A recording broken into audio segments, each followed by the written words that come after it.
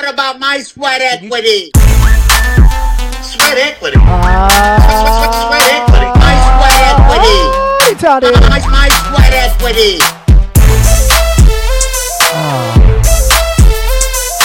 What? Sweat equity. What about my sweat equity? What? Sweat Equity podcast and streaming show, pragmatic entrepreneurial advice and dick jokes. Hashtag girthy ROI. Hashtag 69B2B.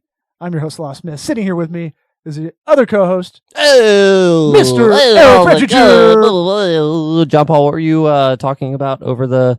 Oh, you didn't hear me. John Paul, what were you trying to say when we came in there? Where's my shirt? Okay, there we go. Give something for the ladies. Okay, yeah. Watch out, Hinge. JP is now shirtless because we're going back to back, and he didn't want anybody to know. And now I ruined it for you. Nothing. Then why did you change? Because it looks different. My Yang shirt was all sweaty. Yeah, we're trying to get our production schedule, like we're having people start renting our production services in this studio. And Sweatlodge.studio, check it out. yeah, if you're local to the area or even not, we can do a consulting hour or two. Sure. And tell you what to get, what to do. So look, a lot of people, I'm finding out there's a big market for people who want to do their own podcast or show out of here. B, there's a lot of people outside the area that just don't know what to get, even though we give out a lot of that information for free on here. Yeah. Because we're dumb, but we don't give out everything. No. We're not that dumb. So. But also, like, there's a monetary barrier to entry with this thing. Like, it's not like, it used to be podcast. All you need is a microphone and a computer. It's like, we focus on video. If you want to do it shitty. Right. We focus on video too. We feel like that's going to be, you have to simultaneously have audio and video that count, because video is going to be more and more as it gets cheaper and cheaper, and there's just more video out there, more bandwidth or less bandwidth issues. Mm-hmm. Mobile is going to be just streaming 1080 at some point off of self-service. So alpha 5G, 6G or whatever it is. Anyway. 6G. Yeah. We're always a G behind. Yeah. Korea. Yeah. South Korea. I don't want to be the first. So I'd rather get the newest thing after someone's been through it. Right. Sloppy seconds. Yeah. You know what I'm saying? Work out the kinks. Yeah. So we forgot to do our sponsors last episode. If you need a phone line for your business, Grasshopper is your app to do that. Try grasshopper.com/sweat. That hooks us up with a little something, something, helps the show out. If you're getting a business line anyway, you need a scalable business phone app. Don't be a jabroni. Don't be a total jabroni. Don't have a Google voice line. Get that J-Brone Google voice line out of there. A lot of people do that Google voice. If I call someone, I call a business and has Google voice, you're already down 5 points on me. Oh, big time. Yeah. That's already a 6-point scale he works on too. You're done. Yeah. Over. You're on thin ice, you only mister. got 1 point left. So Grasshopper, you can get a vanity number too if you want something where you spell out like if you spell out jabroni, 1-800-jabroni. I was literally looking up a LASIK place today near my house, and the last 4 numbers in their phone number were 2020. I was like, ooh, that's good. That's clever. That's good. So I remember it now. Those are hard to do. They're hard to get, figure out what's available. Oh, they paid out the ass, I'm sure, for that. You can also do a vanity number brokerage through Grasshopper too. So cool. It's a one-stop shop for all that. You want to wait 1-800 number, you want a local number, you can get it on there. Try grasshopper.com/sweat. If you got some books, you got some bookkeeping to do, you're a small business, you're doing your own brand on the side, maybe you got an Etsy store, you're selling that turquoise jewelry, polo ties, you know what I'm saying? Yep. Yeah. All the leathers. Mm-hmm. You're a leather maker out in Southwest. New Mexico. Open an imported leather shop. Yeah. You need to follow, you need to be able to track that automatically. Looking at, Eric. What? I'm sorry, I just exploded. Jesus. Eric, stop looking at yourself. I'm not looking at myself. How can I look at myself? Dude, just if you got, unless you're bringing something constructive to the table, just shut it. Some people, you got to look at yourself. There you go. You got to look at your books. You got to look at your books like you look at yourself. Go Fresh Books. There you go. It's gofreshbooks.com/sweat.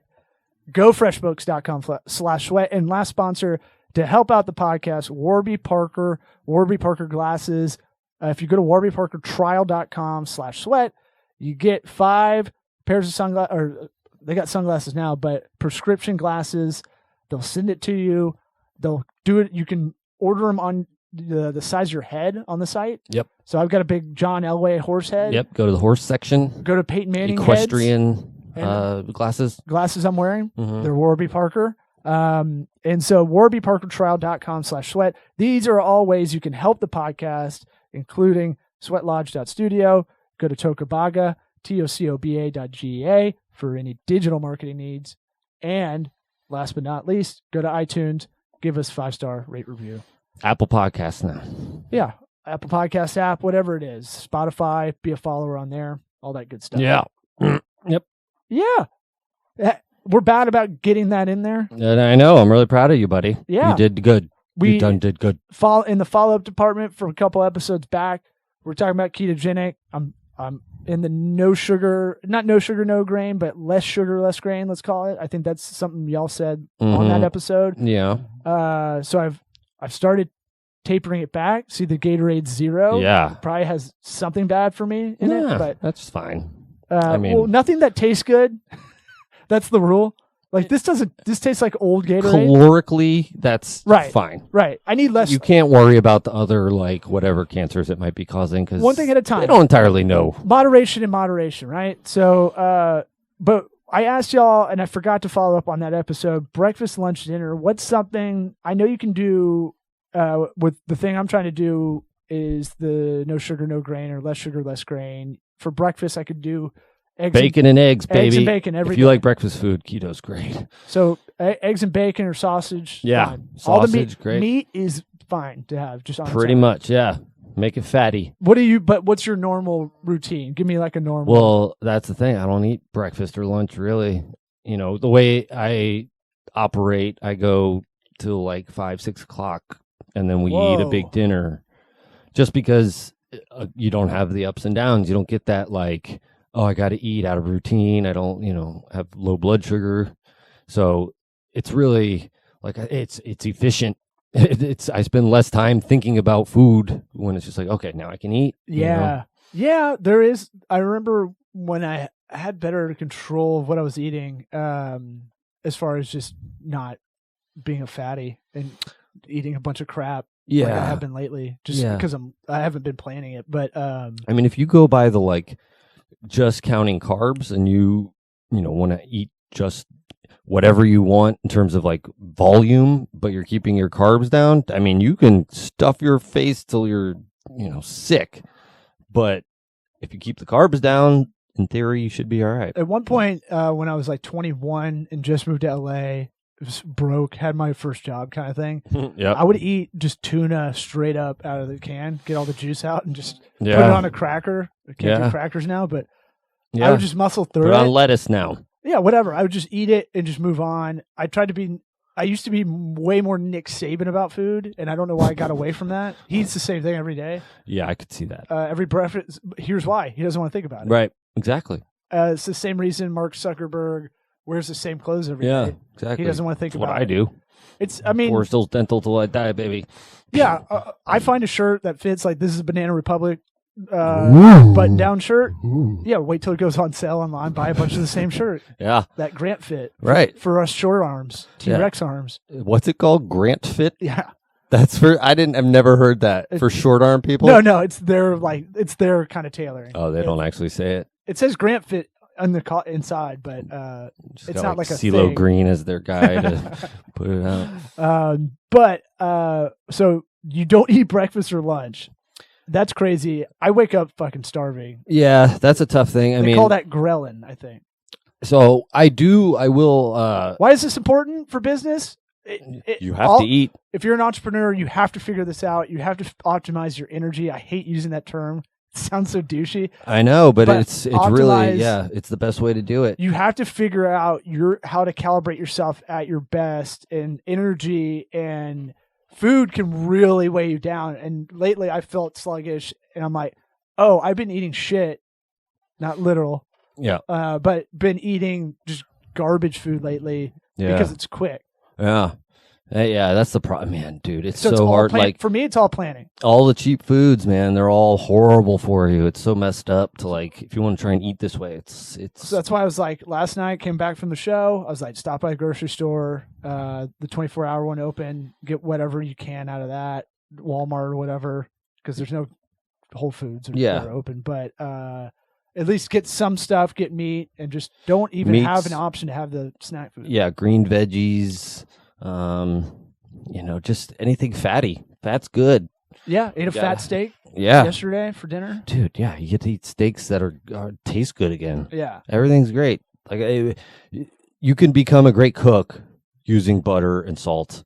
Yeah, and whatever vegetable you want, and you learn how to cook it. Oh, it's good every time. It's weird. All the stuff that was like margarine and Pam and like all this stuff was like. It was so bad for us to use. Right, yeah. Now it's like, why did we do this? Oh, the corn farmers wanted us to use this made-up thing. Part of it's marketing.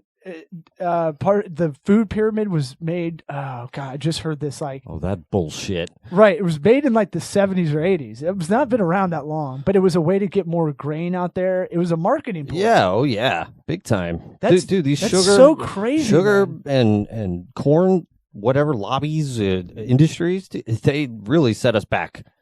Telling, like in the 80s when we were growing up, it's like, what do you expect people to do when you hear this growing up, telling you this is how you're supposed to eat, this is what's good for you, and then it's like, oh, all that was bullshit. So here's another thing I'm doing on top of trying to change the diet. I'm recording it. I'm marking it down just a little bit day by day. Here's the weight I'm at. Here's how I felt energy-wise all day. Here's how much I slept. Yeah. It's nerdy. It's super nerdy to do. And it's not my thing as far as like, I'm not that kind of discipline for, it's not my proclivity to be like, yes, I got a little project. Yeah. But the more I think about the advice you hear about dieting, we know by now, here's what we know. Everybody knows this. There's not one way to do it. No. There's no golden ticket in dieting. Right. All right. So it's the same thing with business. When someone tells you this is the way, right? Okay. That's you're gonna cherry pick if you want to. Yeah. A lot of people get by. Most people are skinny fat. Mm-hmm. I would say. Yeah. Most people are skinny fat with their business. Sure. Right? Yeah. Things are going well. I don't need to work on it. I don't necessarily, I'm not unhealthy right now. I just know I can get better. Yeah. And I think it'll help my mood, but also help my brain. It'll make me want to do more things. And for me, inertia's big. We talked about that a couple episodes ago. The more I do, the more I can do. Kind of in a weird way. It's kind of compounding, exponential for me. But what I'm really talking about is calibrating yourself and really knowing how to do that or where you're at your best for certain things. Yeah, and I should say, again, the keto diet, I don't push it for weight loss. Like, you tend to lose weight when you do that. A lot of it water. But the reason why you're able to lose weight lots of times is because you're able to more control your intake. Yeah. So like if I'm not eating all day and then I'm eating dinner only, how much can I stuff in my face in that little bit of time before I go to bed? That really would add weight to me. It's like there's only so much you could do in that little amount of time. Yeah. Before you shit your pants, So it's like not Julio Franco wake up in the middle of the night. Remember he played till he's like 47. Oh yeah. Yeah. For the Mets, he'd wake up at 3 a.m., make a smoothie, pound it, and go back to sleep to keep his weight up. That's that's old school bodybuilder shit, man. That's crazy. Like that used to be the thing. I eat 7 meals a day. That sounds like a huge pain in the ass. Right. Yeah, your whole life surrounded. But I see those guys at the gym, and I'm like, God, that is a lifestyle. Yeah, that's your whole life. When do I eat next? And I always tell people, like, we kind of touched on this last episode with the amateur actors that y'all were dealing with. Try to find something where you're like, you did this as a bodybuilder, you can translate this to whatever business you're doing. Mm-hmm. If that's that CBD patch business you're really pushing, like the CrossFit of 2015, right? How many CBD companies have you heard of? Dude, I've gotten like 3 CBD companies sending me email marketing. Like, I didn't sign up for none of this. Can we get Infinite CBD to sponsor us on this podcast? Or Is that a real one? Yeah, they do Legion of Skanks. Oh, okay. Yeah, they're legit. Okay. I like CBD oil. I'm cool with it. I just don't like I don't think people are like being bombarded from every side about it. No. Well, with anything. Right. And obviously, you're going to have a lot of jabronis in the game when it's something that's like, it's one of these things that's like, kind of taboo. I know about it because I smoked weed growing up. Right. And now I'm an expert in it, kind of. Yeah. But it's affiliate marketing at its worst, almost at this point. Yeah, man. It's kind of, you're not going to be able to differentiate yourself. Who's a CBD connoisseur? I like Charlotte's Web. Right, but that's because you've tried. But realistically, if you're trying to get new people, nobody knows what the fuck is good CBD oil or not. Right. Yeah, you're gonna have the what's the fake Red Bull that's like 2 times jacked up? It's called Red Line. Yeah, it's gonna be like that. That's how I see about a lot of these CBD companies. Yeah, might as well call it heart attack. But at the same time, like I think part of my optimization and all that stuff is that thing of like CBD doesn't really work on me, but maybe I have so much other garbage I'm eating. It's kind of not. I'm not sensitive to it at all. I mean, it's like not I can drink a pot of coffee and go to sleep, kind of thing. Yeah, it's a CBD oil's not as hard hitting as you think it would be. It's kind of one of those like removes the anxiety a little bit. It doesn't feel like something's happening. It just kind of melts away, I think. Right. But I could see it not hitting some people as hard as they think it would. Well, we're talking about strategies and kind of like that's the work-life strategy. You got to figure that out if you really want to kind of move forward or hit your goals, right? Yep. You have to have a strategy for said goals. Yeah. We get on the plan it out. Well, we were trying to see what we're going to talk about on this episode, and I was like, how about just strategies kind of thing? Because when you're in business, you have one general one, and most people don't really goal set in a tight way. Yeah. You have loose goals. Yeah. I know we've touched on this before, but like goals without dates or numbers are kind of just not really goals. Sure. They're pipe dreams. Your New Year's resolution, I'm going to lose more weight. That's not a goal. Yeah. That's a wish almost. Put it on paper. Oh, well, I'm going to lose 10 pounds by June. In a day. Okay. Or I'm going to go in a garbage bag run with the wrestling team from the local high school. Right. And I'm going to run with them. Sweat it out. Yeah. So like goals without kind of something quantifiable or without dates, it's a little tougher. A lot of people can't goal set and just go. There's some people that can. But it's kind of the same. A lot of people think they'll hear me say some people can, and it's like the same thing when people hear only 2% of people can really multitask. Right. Meaning like they can listen to someone talking to them while they're writing something and actually comprehend it. Right. It's like, or 1% of people can sleep like 3 hours a night kind of thing. Yeah. The narcissism in me and a lot of other people, they hear that and I'm like, oh yeah, I'm definitely in that. No, I am definitely actually in that. I can't multitask, but I can juggle plates. I can start something over here in the morning. I go to this plate, get this going for 30 minutes, spin that plate, go to a third plate, and then I kind of go back to that first plate, and you kind of round robin that all day. That's my day usually. Do you keep track of that in any way? With Timely? Do you? Uh-huh. Are you using that still? Yeah. Oh, yeah, me too. We're paying for it. Right, yeah, me too. But I want to get an aggregate of all that work-life time and just see what that is. But overall, let's get out of the work-life part of it and kind of more pragmatic businessy stuff. I just want to do some business stuff. So like if you're not doing a quarterly meeting with yourself or with your small business or whatever it is, you need to do that. We call it the shrooms meeting. Yeah, company picnic. You need to get deep inside yourself, go camping, whatever it is, and go, what am I really doing? Yeah. And that's the way you can kind of goal set. Yeah. Oh, I had a day like that yesterday. I was telling you about it, where it's like, okay, I got to do How can I this. not have this happen again? Yeah, I was like, I got to do this, this, and this, and it's like, oh, the dental office, the printer's down. Okay, well, I got to stop what I'm doing and go do that, because without a printer, ain't nobody getting any receipts. So I go over there, and it's like, I don't know what the hell's wrong with it. I go get new cartridges, get one cartridge thinking it'll solve it, change it out. No, that doesn't work. It goes on to the next cartridge.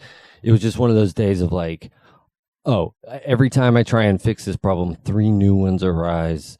It was a day. Right. And then so you got to go back. This is when you do that quarterly, because that may not come. You might fix it. You might patch it now. It might not come up for a while, but when it does, you're going to be right back where you were yesterday. Right. So what I went on Amazon, making sure those ink cartridges, the good ones, not the cheap, ones from China, the knockoff ones, get the HP, the real ones. Those are coming in on a regular basis now. So, and then strategy for a contingency plan. Yeah. What happens if that machine breaks down? Can I print it out of the regular printer? Yeah. How do I do that? Printer? No, I already got the other printer up there. I got second printer going. So the contingencies are in place, but man, it sucks when it's going down. So that's a big, look, I watch Sesame Street with my kids, and the big thing they talk about on that show that's really interesting is, what's your strategy for this and this? Really? Yeah. That's been a while since I watched it. It's a big underlying kind of subplot to a lot of to the main themes of each episode. Right. But sexual relationship between Snuffleupagus and Elmo. I don't know if Snuffleupagus is a main player anymore. What? They kind of bring guys in and out, I've noticed over the years. Oh, really? Yeah. They're probably just the big ass dirty puppet thing that they use is just all nasty now. Yeah. I think it was nasty 20 years ago. I can't imagine what that looks like. Kids wiping their hands on it, putting their candy wrappers inside there. I would hope they'd clean it every now and again, but I don't know.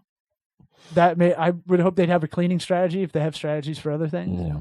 Ironically, Oscar the Grouch was the cleanest looking one. I don't get it. Yeah. Yeah. Lives in a dump. Lives in a trash can. Yeah. Wants trash. It looks A-okay to me. Yeah. But we love him anyway. He's like an artist, like a fancy Svet artist. He's the artist guy. Living in Grouchy. Brooklyn. Yeah. So what Sesame Street does talk about, it caught my ear because they bring it up so many times. I'm like, that's a weird word to introduce to a 2-year-old, but it makes sense, right? What other way would you talk about what's going to be the path to how you're going to think about doing this? Yeah. They're talking about cognitive kind of strategies. Whereas what we're kind of going through is a little bit of, I'd say, outline of a business plan kind of strategy, right? Yeah. Is every business needs a business plan of some sort, and a lot of people don't do it. We talked about planning last episode. A lot of people don't plan. Yeah. Because it sucks. It's boring. I think when people hear business plan, they think, oh, that overwhelming giant document that you have to turn into the bank that's homework, and you got to, They think term paper. Right. And I go, what about just a wireframe? Yeah. And that, I should say outline from now on. Or call it something different. Action plan. An outline. Yeah. Outline. What are your goals? What do you want to do? What is the revenue? Let's start revenue. What is your revenue that you want to hit? Yeah. Okay. Let's start there. And then let's work backwards. How are we going to do that this year? That's kind of how we approach it. Yeah. In this office. But I'd say, okay, now we got to do like a resource audit. In order to make a real strategy and a real game plan, you have to assess what's going on. You have to go, what resources do I have? Yeah. What are our pain points? What are the problems, potential issues? Everybody does this. Everybody does this in one way or another. Yeah. So it's not like this. That's why business is more psychology than it is anything else. Yeah. I mean, it's like, we can't just be like, oh, we're going to make our own cars and sell them. Right. We don't have those resources. Exactly. There's only so much we can do, even if it's just manpower, that runs out. And we focus on digital on this show only because it's always changing. So we feel like this is a good platform to tell people, hey, check out this app, check out what's going on here. And then the other part is a lot of people have an iPhone or a laptop. And so we feel like there's a lot of people younger than us that are trying to get their own thing started and can do it from that. Where you don't have to have a lot of assets, or sometimes not a lot of money, just a lot of time and effort. Yeah. And so that sweat equity. Yeah. And so Hey-o. titular. And so my thing with the business planning part is people get overwhelmed. I do too. Don't get me wrong. Yeah. Financial planning, like going over your break-even rates, and going over like your burn rate, how fast are you going to go through that loan, right, or that outside capital or whatever it is. Yeah, break even's a big one. Break even's a big one. In y'all's instance, you have a dental practice, you bought a building, so it's kind of two investments in one. Yeah, and then how much do you need to make? And we had a better conversation off mic after the podcast last time. With your wife in here, drmorganti.com, talking about that's her real name. It's drmorganti.com. Right. Yeah. The whole thing. So I scream that in bed. I'm a screamer. Yeah. That good thing you're on that keto. I didn't eat much. Up all night. Yeah. So that we talked about it off air. It's like, you guys are doing great, but how can you unpucker your butthole per se? Exactly. And it's having these, what's called the benchmarks, KPIs in digital, key performance indicators. Yes. If you know, I was saying, like, if you know you have this amount of leads or people interested, for us, this is the example I gave. If we have 20 interested prospective clients, I know I can kind of not relax, but I know I'm not in like urgency mode. Right. You know that sort of the pond is full, it's stocked. It's there to be fished. And ours, from interested prospective client to current client, can take a month, sometimes 3. Yeah. Right. So it takes us a while. So that we have a big lead time. A lot of foreplay. We can close that down eventually. The better we qualify our leads, yada, yada, yada, or marketing, all that stuff. Right. We're working on that. But I'm saying, like, every company has that. Every brand, you're doing a t-shirt shop online, whatever it is, you got to go, okay, if I buy my own t-shirts, sell them online, now I have a bunch of inventory. Okay, that then for me to make money, I've got to sell 50 of the 100 just to break even. Right. And that's a lot of time too. Or I can do something like Redbubble or Big Cartel or one of these sites that you upload the design and you just sell the shirt. Oh yeah, digitally. Yeah. Okay. Right. So you have to do a cost benefit of that, and then but you might not own that artwork anymore. Yeah, it's like there's a lot of anxiety that goes with feeling out of control with that sort of thing, like you were saying, the puckered butthole.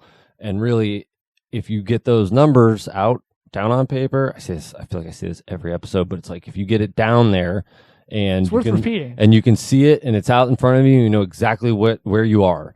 It's not a mystery. It's not this like thing in the other room that you don't even want to look or think about, or if you can get out in front of it and just kind of go from there. I don't know how you set goals without knowing where you are to begin with. You can. I mean, you can, right? I mean, if we're talking legitimate resources, saying, okay, we're here. Can we get here? So here's an example. You can go, I own a pizza place. I want $1 million in revenue for the year. Right. Okay. Then you go back and you do all these you go audit your resources. What do I have? What's our cash flow? Now what's our, P&L look like? What's our monthly, income statement look like? Mm-hmm. What do our cash flows look like? Once you know that stuff, and look, those are scary to a lot of people. I fucking hate doing them too. Yeah. But you become more anxious if you don't know those numbers, like with military callback. Exactly. Yeah. Like, you should be able to come in here and ask me, and I should be able to go, oh, it's our margins are 37%. Yeah. I should know that offhand. It's like being anxious to go on stage and do stand up. It's like, I like that. Just get it done. No, once it's done, feels good. You have that thing that it might not have went well or whatever, and you just have the relief of it being over. At least that part of it's over. Oh, no. I know, but you're weird. I'm saying in general for most people. No, my heart rate is up before I'm on stage. A little bit, slightly, and then when I'm on stage, it's way lower than normal. I know that's really strange. And you tracked it with your Apple Watch? I did. It's interesting. I found it really interesting. Well, no, not now when I was doing it a lot. Go into lizard brain mode. Yeah, there's something about once you're up there, you get one laugh in or something where you're like, okay, the crowd's cool. I can vamp. Yeah. But all right, so back to like pizza place scenario. So you made $1 million goal. And then you go back and do kind of the audit of what's going on currently. And now you go back to that goal and go, is that realistic? Right. That's kind of how you can do it. Yeah. You could start where I want to get to X and just give yourself a what they call a BHAG. You know what that is? No. A big, hairy, audacious goal. Okay. It's one of those like B school terms that are just no one really uses. B standing for business school. Right. It's one, I'll just abbreviate everything. But it's one of those big, hairy, audacious goals. I've got a couple for this firm, and one of them is, hey, I might get a part-time, full-time job instead of a business loan because I'm going to spend the same amount of time and effort paying off that business loan for this place. I might as well just work remotely for someone and work around that. That's a good point. So I did a cost benefit of that. Yeah. Right? Because I was looking at business loans and all that stuff. And it's like, well, by the time I do that, I will spend as much effort and maybe be in worse position than if I just, or I could do both, honestly. Yeah. Sounds like a lot of work. Newsflash, asshole! That's something I've been wanting to bring up. Not that you do this. A lot of people do this though. Oh, here we go. I'm on the defensive. Yeah, no, you ever go, you're doing a lot of things. You did video production last weekend. Mm-hmm. We do this podcast. You do a lot behind the scenes. You're doing your own business with your wife, which don't get it twisted. Doing a family business is really hard. Yeah. It's hard, and it's hard to keep the relationship copacetic. Uh-huh. So I never underestimate that part. And then you're doing a bunch of things, and you tell people are like, man, you're doing so many things. And they do this thing where it goes, that sounds like a lot. Right. And you're like, it's not that bad. Yeah. But then it'll creep in my head sometimes. Then I'm like, man, maybe it is a lot. Yeah. I don't ever let myself be like, I'm overwhelmed. I'm not like. But no, I'm just saying when other people, they go, what are you doing? And you go, I'm doing these 4 things right now. Yeah. And they go, oh my God, that's a lot. Yeah. And I'm like, yeah. No. I mean, yeah, I have the same amount of hours in a day as you do. Right. I never know what to say back. I'm like, yeah, but okay. I know, because what are you going to do? Be like, yeah, I do a lot more than you do. Well, and it's just like, oh, what a dick. A lot of it's iceberg theory too. So like a lot of people don't know you've been doing video stuff for 10 years. Right. And this podcast we've been doing for a couple of years. And like me with stand-up, people don't know how long I've been doing it, how much I've done it. Yeah. And so like when they go like, oh, let's try to meet up for a drink. I'm like, well, I got this thing and I got this thing. Can we meet like 40 days from now? Yeah. At a happy hour? Yeah. And I'll have one drink and then I'll have to leave. I mean, at least we can say like we got to definitively do these things other than like, yeah, I'm busy. Yeah, I'm busy. God damn, I so hate busy. that. That's the opposite. That's the other side of that. The people that tell me they're too tired? busy. Yeah. You mean lazy? Oh, here. No, like, don't get me wrong. My default is lazy. I am a lazy. Right. I fight me too. against it every day. Yeah. Yeah. I'd want to lay around all the time. Who doesn't? Like it is hard to get up early as shit in the morning, like you've been telling me to do, but you fight against it. And once you get up and get rolling, just go, all right, let's go. I mean, just in general, to bring it back to the like keto diet thing, the human body does not want to use this energy unless it's for something to keep you alive or useful. And like, why if you could, like Bill Cosby, really? I didn't think it was. The keto, the keto diet. Like you don't want to, like you're gonna want to lay around. Like everybody wants to do that. That's how your body works. Like it's not. We're weird now. We have all this stuff around. You gotta force yourself to do it. Like it doesn't always work that way. Where are we at? What time? I already gave you. Newsflash, asshole! I forgot that's our new 2-minute. Forgot. Anything else? I think it's good. No, I think we're good. Strategies. If you go on to the Toca Baga Pinterest, I'm on my Pinterest, dog. Hey, there's a lot of strategy infographics on there that I've cultivated over time. Yeah, I'm a Pinterest guy. Interesting. But I like looking up the strategies in an infographic visual way. And there's one that maybe we could post with this episode that has like big time strategies from like 1947. There's one big one that has come out every year That's what I wanted to get to, but we don't have enough time. Yeah, we don't have time for that shit. What about my sweat equity? Bye. SweatEquityPod.com. Pinterest. Sweat equity. My sweat equity. My sweat equity. Get my vision board on.